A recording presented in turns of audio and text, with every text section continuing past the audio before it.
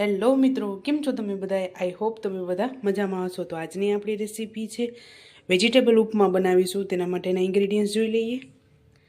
તો અહીંયા મેં 1 નંગ ટમેટું, 1 નંગ ડુંગળી, બાફેલા વટાણા, ગાજર અને 1 મોરું લીલું મરચું, કોથમરી, 1 કપ રવો, જરૂર અનુસાર પાણી, વઘાર માટે મીઠો લીમડો, હિંગ, જીરું, રાઈ અને કાજુના ટુકડા એકદમ મેં નાના કટકા કરી લીધા છે.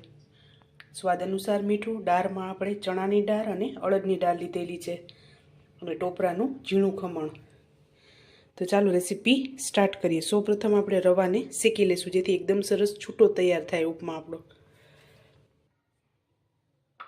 સૌપ્રથમ આપણે રવો એડ કરશું. તો આપણે આનો કલર ચેન્જ થાય ત્યાં સુધી આપણે શેકાવા દેશું.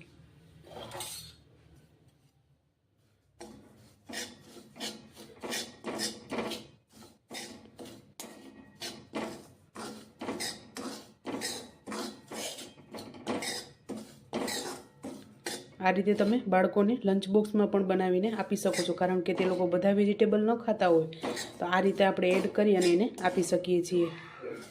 અને ગાજર આપણે અહીંયા દેશી ગાજર જ લીધેલા છે. તમારે લાલ ગાજર એડ કરવો હોય તો તમે લાલ ગાજર પણ એડ કરી શકો છો.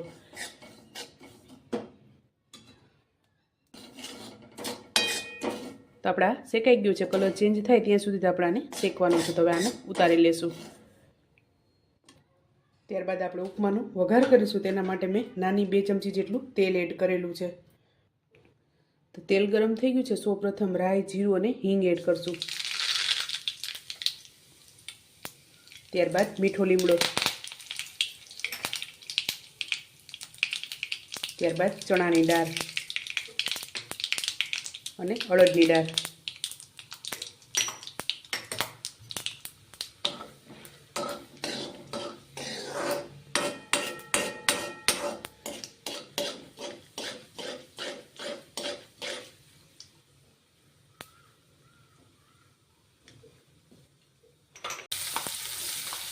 ત્યારબાદ આપણે ડુંગળી એડ કરશું.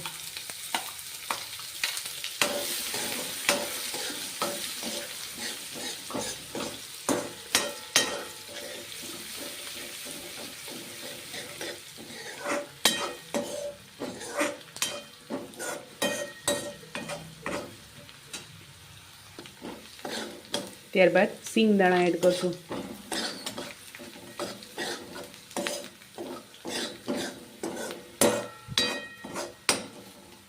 ત્યારબાદ મરચું લીલું અને ગાજર, ટમેટાં,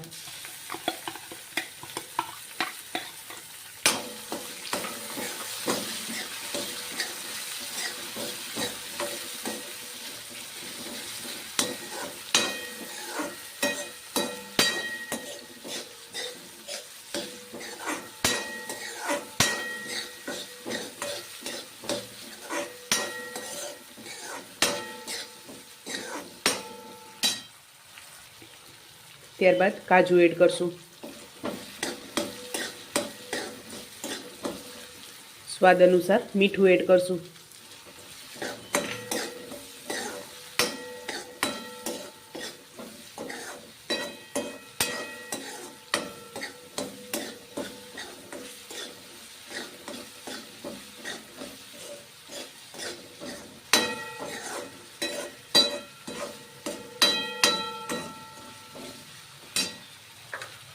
ત્યારબાદ પાણી એડ કરશું. જે કપ કે વાટકીથી તમે રવો લીધો હોય તે જ સેમ માપથી આપણે પાણી એડ કરવાનું છે.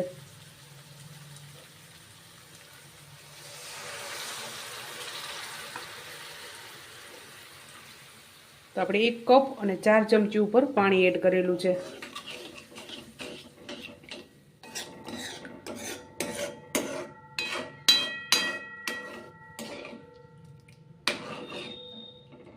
તો આપણે આને ઉકળવા દેશું પાણીને. તો આપણા પાણી ઉકળી ગયું છે એકદમ સરસ. તો એમાં રવો એડ કરી દેશું.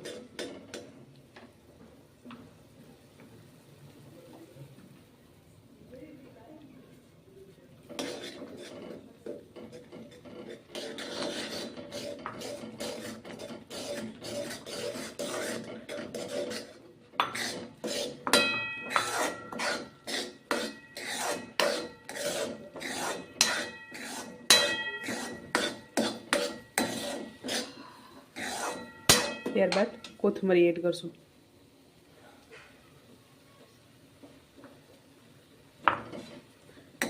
અને ટોપરાનું ઝીણું ખમણ. તો આપણે આ તૈયાર થઈ ગયું છે. તો આને સર્વ કરી લઈશું. એકદમ સરસ છૂટો તૈયાર થાય છે. આ રીતે આપણે શેકીને એડ કરવાથી.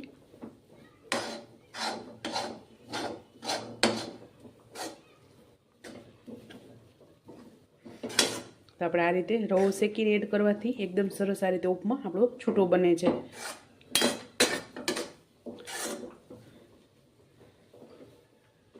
તો હવે આપણે આને સર્વ કરીશું.